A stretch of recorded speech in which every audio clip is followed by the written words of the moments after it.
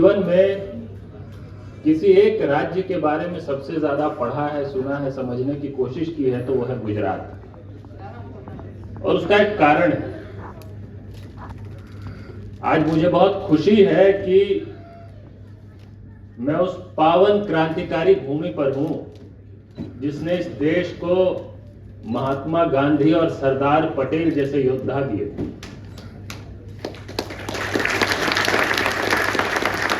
मुझे इस बात की खुशी है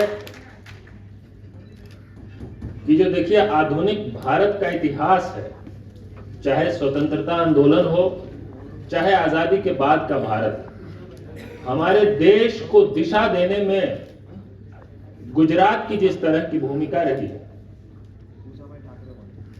हम सबको अपने लोकतंत्र पे गर्व है। लेकिन एक दौर ऐसा भी आया था आपातकाल का, जो लोकतंत्र पे एक धब्बे की तरह देखा जाता है।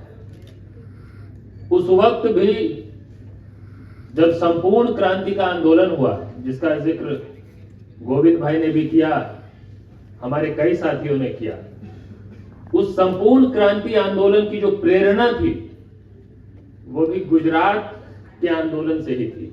गुजरात का जो नवनिर्माण आंदोलन था, उसी से प्रेरणा लेकर वो आंदोलन हुआ जिसने देश के लोकतंत्र को गलत दिशा में जाने से रोक लिया, बचा लिया। तो स्वतंत्रता आंदोलन से लेके आजाद भारत में हर दौर में, हर युग में आपकी और आपके इस पावन भूमि की बहुत बड़ी भूमिका रही है, बहुत बड़ा योगदान रहा है। आज भी हम ऐसे ही एक दौर से गुजर रहे हैं।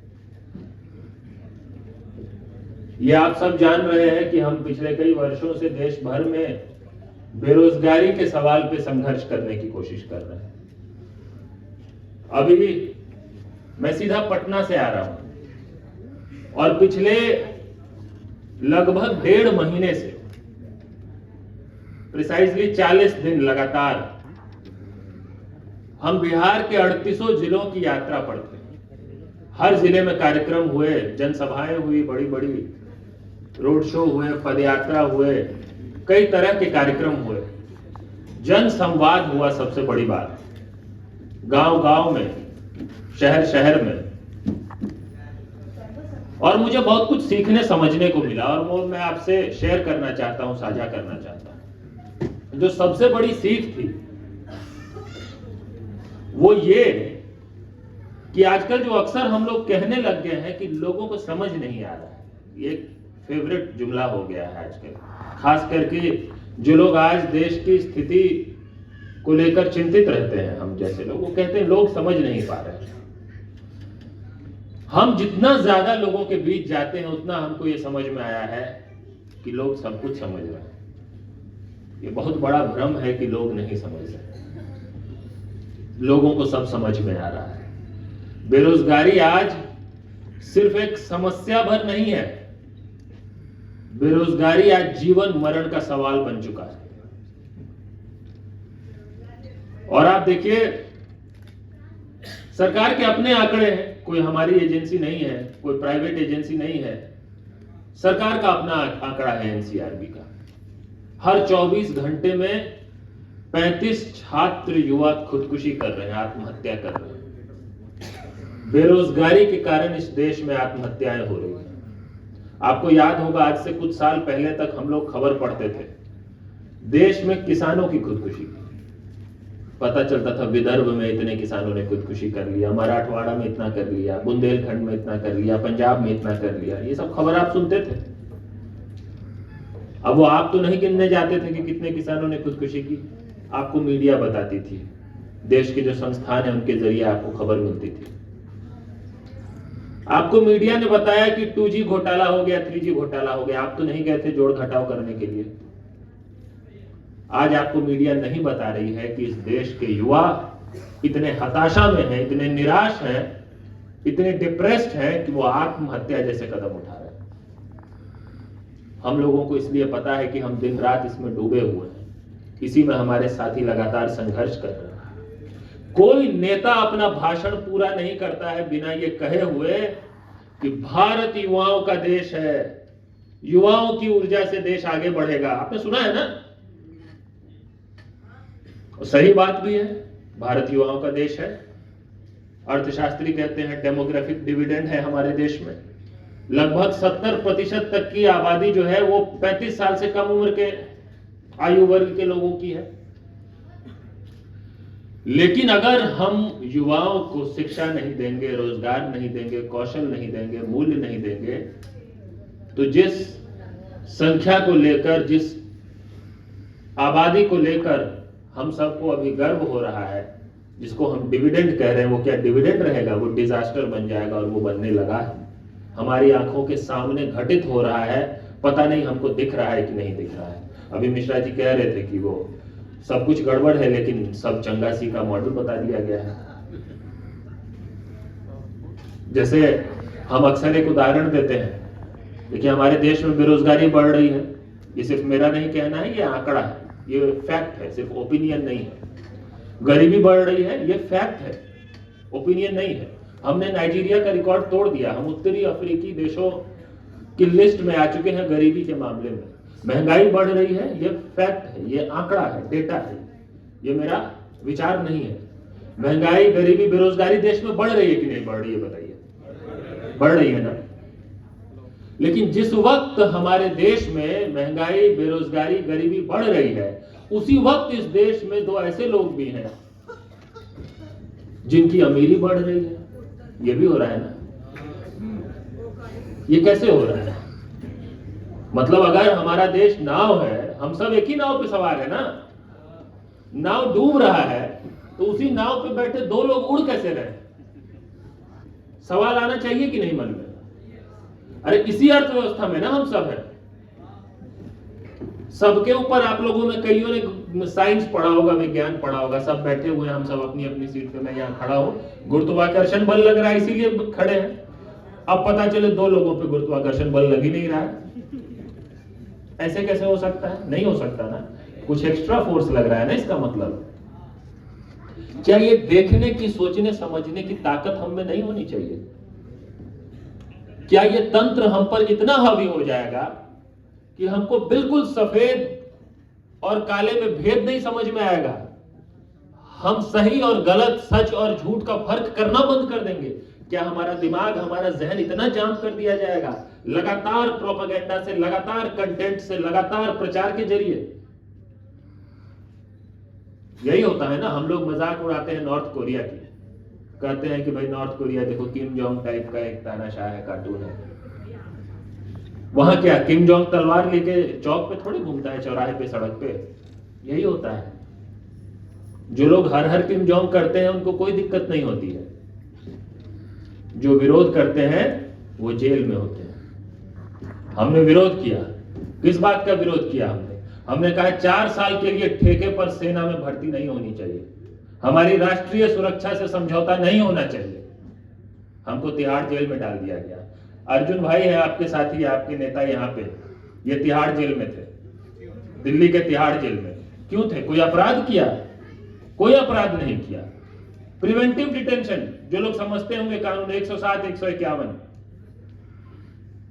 जिसमें जुडिशियल कस्टडी में भेजना ही नहीं चाहिए, भेजा ही नहीं जा सकता है, दिल्ली हाईकोर्ट का ऑर्डर है, उसकी अवहेलना करके तिहाड़ जेल में इनको डाला गया। गोविंद है, ये भी तिहाड़ जेल में थे। क्यों थे? क्योंकि हमने सवाल कर दिया, हमने विरोध कर दिया। तो क्या इस देश में विरोध करने के हर तौर तरीके को इसी तरह से दबा दिया जाएगा? ऐसा माहौल दिया जाएगा जहां पे कोई अपनी मन की बात ना कर सके? मन की बात करने का ठेका सिर्फ एक ही आदमी के पास है देश में, क्या समझ रहे हैं आप? मन की बात सिर्फ एक ही आदमी करेगा।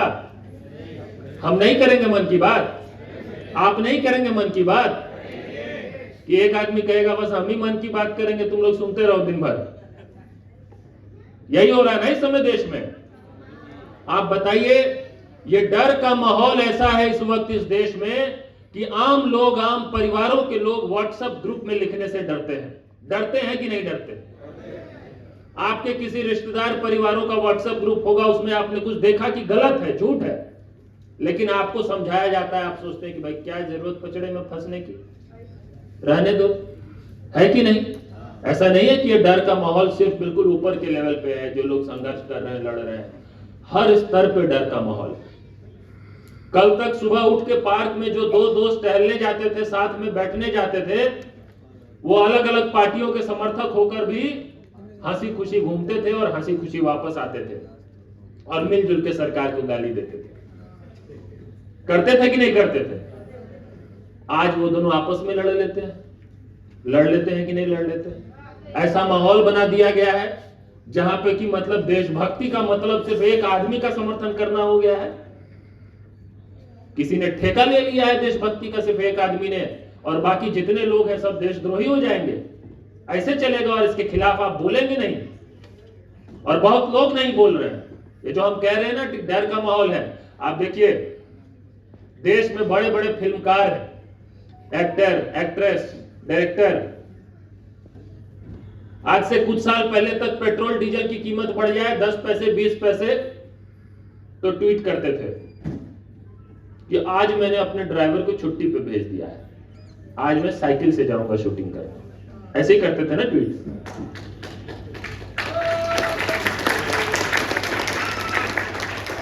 आज उनकी हिम्मत होती है एक लाइन कहने की, पेट्रोल डीजल की कीमत जिस तरह से बढ़ रही है, महंगाई जिस तरह से बढ़ रही है, ये क्या कम है? लेकिन कोई एक शब्द नहीं कह सकता। क्यों नहीं कहता? क्योंकि उसको पता है कि अगर वह एक शब्द कहेगा पहले की तरह तो उसकी अगली फिल्म रिलीज नहीं होगी, चलने नहीं दिया जाएगा। हैशटैग बॉयकॉट फलाना ढिमकाना, फेवरेट चीज है कि नहीं? कोई किसी प्रदर्शन में, आंदोलन में कोई फिल्मकार आके खड़े हो जाए हमारे साथ, हमारे पीछे भाषण भी न दे, उसकी अगली फिल्म बॉयकॉट होने लग जाती है। हमने देखा हुआ है, हमारे अपने प्रदर्शनों में देखा है। ये तो हालत है। उद्योगपतियों की क्या हालत है? उनको पता है कि एक शब्द कहेंगे तो बिजनेस नहीं कर पाएंगे, जीने नहीं दिया जाएगा। जो लोग विश्वविद्यालयों में काम कर रहे हैं, टीचर से, प्रोफेसर से, उनको पता है कि क्या लाइन लेना है और सुबह उठ के कहां पहुंचना है। नहीं पहुंचेंगे तो वाइस चांसलर दूर की बात है, अपनी जो नौकरी है वो भी बचेगी कि नहीं बचेगी। जो लोग मीडिया में काम कर रहे हैं, जिनका धर्म था सरकार से सवाल पूछना, उनको सरकार से सवाल पूछने में डर लगता है। उनको पता है कि जिस दिन अपना धर्म निभा दिया उस दिन नौकरी चली जाएगी, यूट्यूबर बन जाएंगे। हो रहा है कि नहीं हो रहा? आप समझिए, जितने आपको हमने उदाहरण दिए, जितने लोग डर रहे हैं इस वक्त, इन सब के पास खोने को कुछ ना कुछ है, तभी ना डर रहे हैं। किसी की फिल्म रिलीज नहीं होगी, किसी का बिजनेस नहीं चलेगा, किसी को नौकरी से निकाल दिया जाएगा। सबके पास खोने को कुछ ना कुछ है, इसीलिए डर रहे हैं। आप बताइए, बेरोजगार युवाओं के पास खोने को कुछ है? कुछ है खोने को?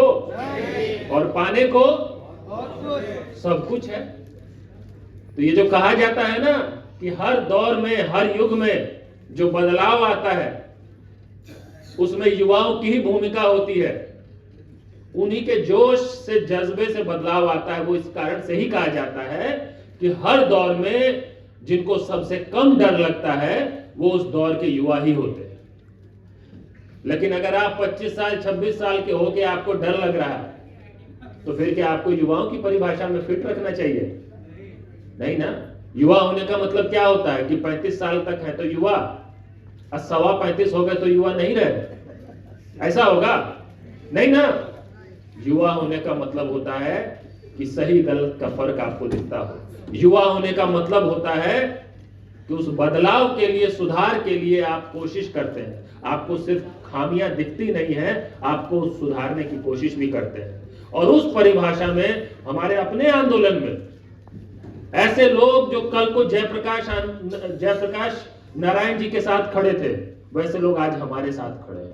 वो 65 साल के हैं, 70 साल के हैं, लेकिन वो युवा की हर परिभाषा में पूरी तरह फिट बैठते हैं। मैंने 80 साल के युवाओं को देखा है और 25 साल के बुजुर्गों को भी देखा है। समझ रहे हैं आप? तो जब हम कहते हैं कि युवाओं की भूमिका से बदलाव आएगा, इसका मतलब ये मत समझिए कि कोई 35 साल का जो होगा उसके लड़ने से बदलाव आएगा, 35.5 साल वाले से नहीं आएगा। युवा होना एक स्पिरिट, वो स्पिरिट आप सब में है। हमको इस बात की बहुत खुशी है कि आज इस सभागार में आप लोगों में जो जोश है, जो ऊर्जा हम देख रहे हैं, उस जोश ऊर्जा को देखकर, और खास करके जब हम अहमदाबाद में हैं, गुजरात में हैं, जहां के मॉडल को बेच बेच के, और पता नहीं, वो कहते हैं ना, एक जगह का मॉडल बेच के एक प्रोडक्ट बना लिया गया है, भाई प्रोडक्ट आप ही के नाम पे बना है, उस प्रोडक्ट को जगह जगह बेच दिया जाता है। आज हालत ऐसी हो गई है कि जिस गुजरात का नमक पूरा देश खाता था, उस गुजरात से सप्लाई होने वाला ड्रग्स आज पूरे देश में जा रहा है।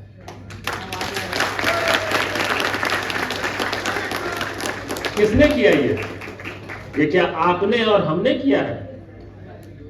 अदानी के एयरपोर्ट पे जब 23,000 करोड़ के हेरोइन आ जाए तो वो कौन है? वो कोई आम आदमी है? कोई आम चोर है?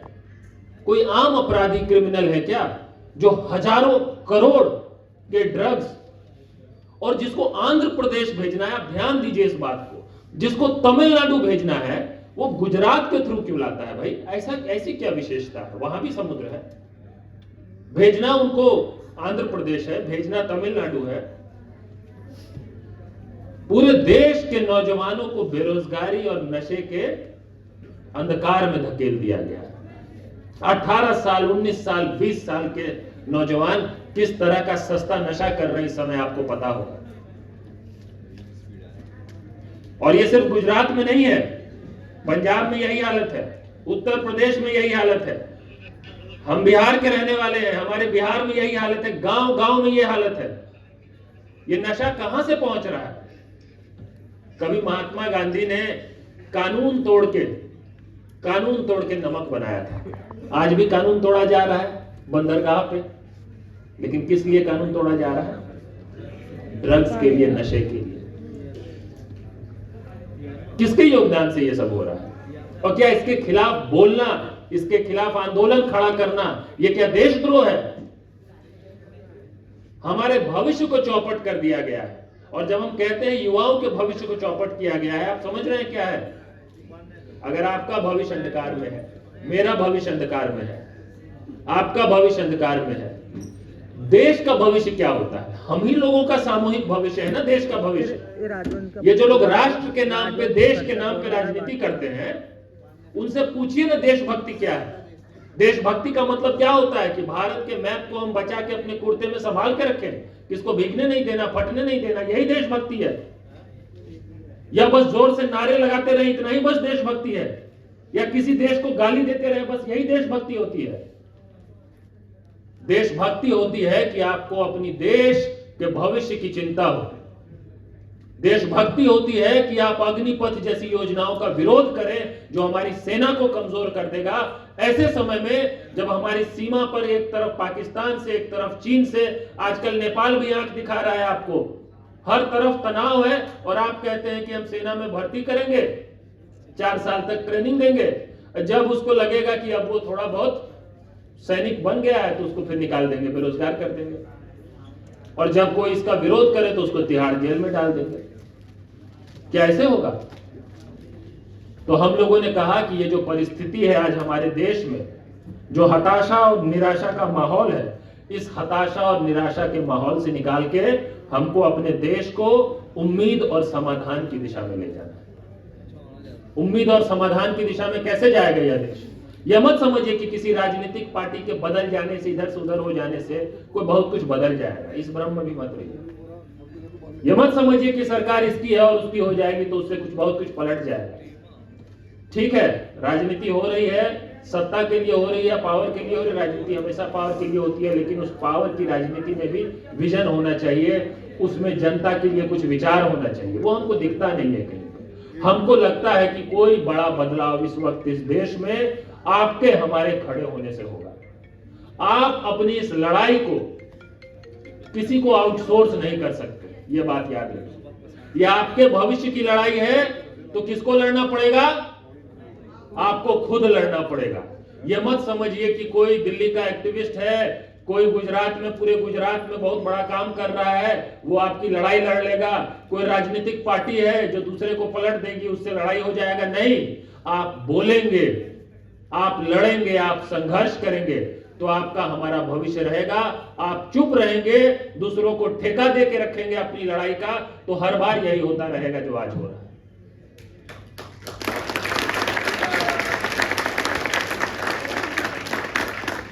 मुझे ऐसा लगता है दोस्तों कि आने वाले समय में, और वो आने वाला समय साल भर का है, साल भर के अंदर इस देश में स्वतंत्र भारत का सबसे बड़ा आंदोलन होने वाला है। और वो आंदोलन, वो युवाओं का आंदोलन बेरोजगारी के सवाल पर ही होगा। आप समझ जाइए, नशे का मुद्दा हो, चाहे जाति के नाम पे जो लोगों को बांट के लड़ाने की कोशिश होती है, ये सब इसलिए हो रहा है क्योंकि इतनी भीषण बेरोजगारी है। बेरोजगारी के खिलाफ जो आंदोलन होगा वही इस देश को, देश की राजनीति को, देश के समाज के हर पहलू को सही दिशा देने का काम करेगा। और वो आंदोलन किसी पार्टी के बस का नहीं है, वो आंदोलन आपके और हमारे बस का है। आपने देखा होगा कुछ दिन पहले रेलवे में भर्ती को लेकर गड़बड़ी हुई, आप लोगों ने टीवी अखबार में देखा होगा। देश भर में प्रदर्शन हुए थे ना एनटीपीसी ग्रुप डी को लेकर। बिहार में, उत्तर प्रदेश में आपने देखा खूब हुआ। हमारे ही साथियों ने उस आंदोलन को तैयार किया, उसको खड़ा किया। उसके बाद हम लोगों ने अग्निपथ का विरोध किया, हमारे ही साथियों ने उसको दिशा दिया। अब हमारी कोशिश हो रही है, और उसी के नाते हमने अभी ये 40 दिन बिहार में यात्रा की थी। उत्तर प्रदेश में ऐसी ही यात्रा होने वाली है। आप लोगों से निवेदन है कि गुजरात के जिले जिले में, गांव गांव में, हर पंचायत में आप इस आंदोलन की भावना को पहुंचाइए। जिस समाधान की बात गोविंद ने की थी आपसे, जिस भरोसा की बात की थी भारत रोजगार संहिता की, हम ये नहीं कह रहे हैं कि हम सिर्फ समस्या को चिन्हित कर रहे हैं न, वरना लोग आपको कहेंगे ना कि भाई आप तो सिर्फ हल्ला कर रहे हैं, आप बता रहे हैं कि हाँ प्रॉब्लम है। हम सिर्फ प्रॉब्लम को पॉइंट आउट नहीं कर रहे हैं, हम ये भी बता रहे हैं कि समाधान क्या है। हम ये बता रहे हैं कि ये जो भारत रोजगार संहिता है, इसको अगर आप लागू करते हैं तो इस देश से बेरोजगारी की जो समस्या है उसको दूर किया जा सकता है। और वो लागू तभी होगा जब हम और आप मिलकर एक देशव्यापी आंदोलन तैयार करें, खड़ा करें। और वो आंदोलन तैयार होने वाला है। ये मत समझिए कि हम या हम जैसे मंच पे जितने साथी हैं, हम लोग इतने बड़े नहीं हैं कि इतना बड़ा आंदोलन खड़ा कर दें। आंदोलन तो परिस्थितियों के कारण खड़ा होगा, हमारी उसमें भूमिका होगी, और उसमें आपको भी अपनी भूमिका तय कर लेनी है कि जब स्वतंत्र भारत का सबसे बड़ा आंदोलन हो रहा होगा, जो इस देश की राजनीति पर ऐसा प्रभाव डालेगा कि इस आंदोलन का विरोध छोड़िए, जो इस आंदोलन का समर्थन नहीं करेगा, ऐसे लोग वोट नहीं मांग पाएंगे कहीं पे भी जाके। ऐसी परिस्थिति बना देंगे हम पूरे देश में। तो उस वक्त उस आंदोलन में आपकी एक भूमिका हो, बड़ी भूमिका हो, अहम भूमिका हो, यह सुनिश्चित करने का वक्त आ चुका है। आज ही आपको तय कर लेना पड़ेगा कि आप भारत रोजगार संहिता को लेकर लोगों के बीच जाएं, अपने लोगों तक इस बात को पहुंचाएं और इस आंदोलन के भाव से लोगों को जोड़ें। और साथियों, आखिरी बात जिसके साथ मैं अपनी बात का समापन करना चाहता हूं, देखिए आज जिस तरह के हालात हैं, हर किसी के बस की बात नहीं है इस वक्त देश में संघर्ष कर पाना, लड़ाई लड़ पाना। हर तरीके से सिर्फ डराया नहीं जा रहा, संसाधनों को निचोड़ लिया गया है। जितने रिसोर्सेज हैं, जो भी पैसा है, जो भी, वो सब एक ही समूह के पास रहेगा। बाकी जो लोग उनके साथ नहीं है ना, उनके पास कोई संसाधन ही न रहे, ऐसी परिस्थिति बना दी गई है आज के समय में देश में। आप लोगों को अगर सही में लगता है कि ये जो देश में जो स्वतंत्र भारत का सबसे बड़ा आंदोलन होने वाला है, इसमें बड़ी भूमिका जो लोग निभा सकते हैं, उन लोगों में मुख्य रूप से 3 गुण तो जरूर होने चाहिए। जिस तरह के लोगों को आपको तलाशना है, आपको हमको मिलके, ये नहीं कि इसी सभागार में जितने लोग उपस्थित हैं हम ही लोग मिलके सारा काम करेंगे। आप जब यहां से निकलेंगे तो आप सबके अपने अपने सर्कल्स हैं, आप सबके अपना अपना एक समूह है। आप सब उस समूह में ऐसे लोगों को तलाशिए और तराशिए जो समझदार हो, ईमानदार हो और निडर हो। जो लोग आज के समय में समझदार, ईमानदार और निडर नहीं होंगे, वो इस संघर्ष को आगे नहीं बढ़ा सकते। आप समझिए, समझदार की जब मैं बात करता हूं तो अब जिसको लगता है कि कोई दिक्कत ही नहीं है, जैसा कहा है मिश्रा जी ने कि सब चंगा से, कोई प्रॉब्लम ही नहीं, भाई वो क्या, अब आप किसी चीज को कब सुधारते हैं? जब आपको लगता है ना कि कुछ गड़बड़ है, तब ना सुधारते हैं। मान लीजिए आपके घर के सामने जल जमाव हो जाए, बारिश हो गया, पानी जम गया घर के सामने, ठीक, मैं एक उदाहरण के साथ बता रहा हूं आपको। होता है ना कभी कभी, बहुत भारी बारिश हो गई, कुछ हो गया, जल जमाव हो गया, नाली जाम हो गया, कुछ ऐसा हो गया, घर से बाहर निकल रहे हैं, पाँव नहीं रख पा रहे आप, उसको देखने का दो नजरिया है। अगर आप उसको एक समस्या मानेंगे तो फिर आप सोचेंगे कि भाई पानी कैसे निकलवाया जाए, या वहां मिट्टी कैसे भरवा दिया जाए, या कैसे प्रशासन को उसमें इन्वॉल्व किया जाए। अगर आप उसको समस्या मानेंगे तो ये सोचेंगे। दूसरा तरीका है कि एक बोर्ड बनवाइए, उस पर लिखिए डल झील, और वो बोर्ड वहां लगा दीजिए, कहिए कि भाई कोई समस्या ही नहीं, ये तो डल झील है, कश्मीर जाने की जरूरत ही नहीं हमको, देखो हमारे घर के सामने डल झील है ना। दो तरीका है ना देखने का, तो वही है, बेरोजगारी बढ़ रही है, महंगाई बढ़ रही है, गरीबी बढ़ रही है, लेकिन समझा दिया गया कि अमृत काल चल रहा है, बड़ा जबरदस्त है, बहुत सुंदर है कि नहीं? अरे हालत हमारी खराब हो रही है, घर हम नहीं चला पा रहे हैं, नौकरी रोजगार हमारे पास नहीं है, और स्थिति ऐसी है कि हमें कह दिया गया है कि कोई समस्या ही नहीं है। एनेस्थीसिया आप समझते हैं?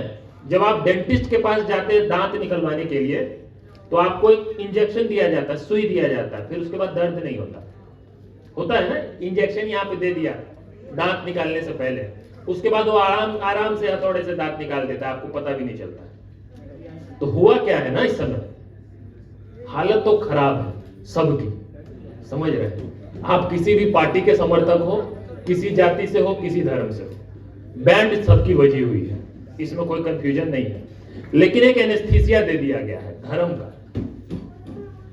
तो वो जो धर्म का एनेस्थीसिया ऐसा है कि लोगों को दर्द ही नहीं होता, फिर सब कुछ ठीक लगता है, फिर वो दर्द, वो कराहना लोग बंद कर दिए, वो आह करना बंद कर दिए। तो ज्यादा बुरी हालत तो हम जैसे लोगों की हालत खराब नहीं है, हम जैसे लोग तो बोल रहे हैं, निडर होके बोल रहे हैं, हमको डर ही नहीं लगता, हमको तिहाड़ में डाल दो, चाहे जो कर दो, चाहे गोली मार दो, भाई हमको किस बात का डर, हम तो कफन बांध के निकले हैं। तो हम बोलते हैं, निडर होके बोलते हैं, और हमको लगता है जीवन जीने का यही तरीका है। हमको लगता है कि आप भी यही मानते होंगे कि यही तरीका है। मानते हैं कि नहीं? या डर के जीवन जीना है, घबरा के जीवन जीना है? नहीं ना। तो युवाओं का क्या काम है? काम है ना कि जो खामी है, जो गड़बड़ी है, उसको ठीक करना। आपको लगता है कि बेरोजगारी बहुत गंभीर संकट है, नशा बहुत बड़ी समस्या है, लगता है कि नहीं लगता है? हाथ उठा के बताइए।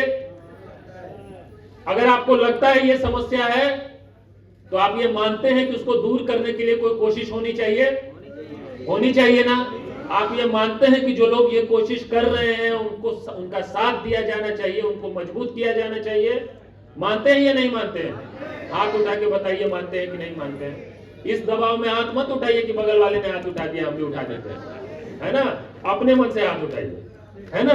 तो अगर आप मानते हैं कि समस्या है, आप मानते हैं कि समस्या दूर होनी चाहिए, तो फिर किस बात का इंतजार कर रहे हैं? देश तैयार हो रहा है आंदोलन के लिए, आपको पीछे नहीं रहना है, आपको उसमें अग्रणी भूमिका निभानी है।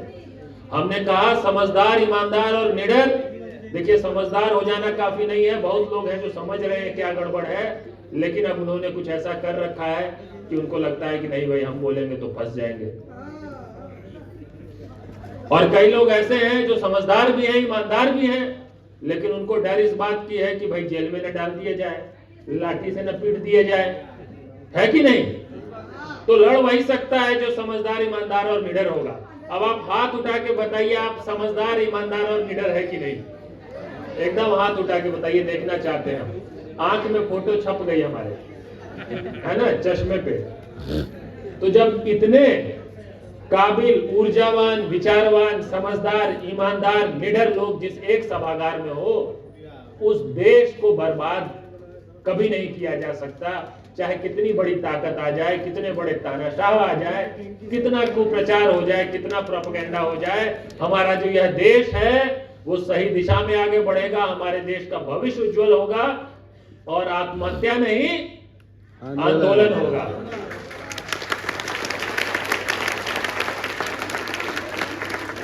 तो बस जो हमारे आंदोलन का जो एक नारा है कि देश में इस वक्त जो हवा है उसको कौन बदलेगा?